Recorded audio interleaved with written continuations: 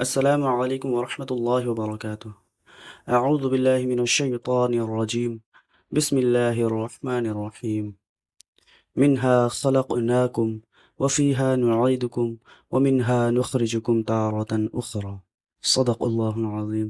میں نے جو شروع میں قرآن پاک کی تلاوت کی وہ 16ویں پارے سورہ طٰہٰ کی ہے، آیت نمبر 55، جس کا ترجمہ ہے منہا خلقناکم، ہم نے تمہیں اسی سے پیدا کیا، وفیہا نعیدکم، اور اسی میں تم کو لوٹا دیں گے، ومنہا نخرجکم تارۃ اخری، اور دوسری بار پھر تمہیں اسی سے نکالیں گے۔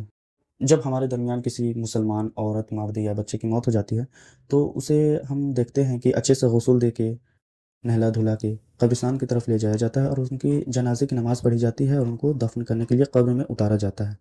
بسا اوقات لوگوں کو یہ شبہ ہوتا ہے کہ ہم مٹی ڈالتے وقت کون سی دعا پڑھیں، ہم نے تو انسان کو پیدا نہیں کیا، ہم تو دوبارہ نہیں لوٹائیں گے اور ہم تو دوسری بار پھر نہیں نکالیں گے۔ تو یہ ایک غلط فہمی ہے جس کو جاننا ہر ایک مسلمان کو ضروری ہے۔ اس آیت کی تلاوت اس لیے کی جاتی ہے کہ انسان اپنی حقیقت کو پہچان لے۔ جب ہم مٹی ڈالتے ہیں تو اس وقت اس آیت کو پڑھنا مسنون ہے، لیکن اس کا یہ مطلب نہیں کہ ہم میت کے لیے کوئی دعا دے رہے ہیں، کوئی دعا پہنچا رہے ہیں، کوئی ثواب پہنچا رہے ہیں۔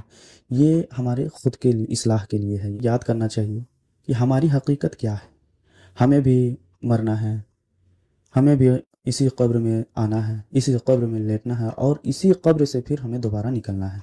یہ اپنے ذہن میں آپ بٹھا لیجئے۔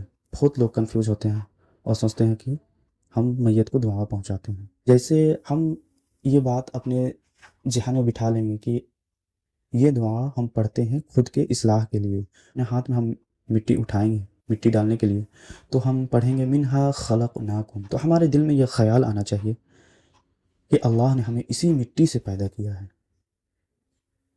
وفیہا نعیدکم، اور اسی مٹی میں ہمیں دوبارہ لوٹا دے گا، ومنہا نخرجکم تارۃ اخری، اور دوسری بار پھر سے اسی مٹی سے ہمیں زندہ کرے گا، نکالے گا۔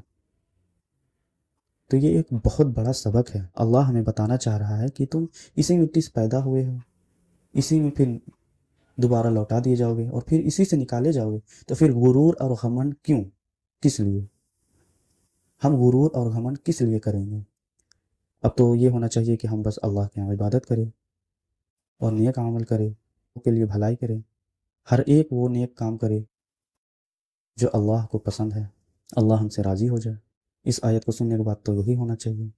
امید ہے آپ لوگ اس آیت کا صحیح مطلب سمجھ گئے ہوں گے اور آج سے ہی نیک اعمال کرنے کی کوشش کریں، ٹھیک ہے؟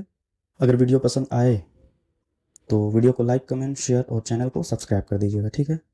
السلام علیکم ورحمۃ اللہ وبرکاتہ۔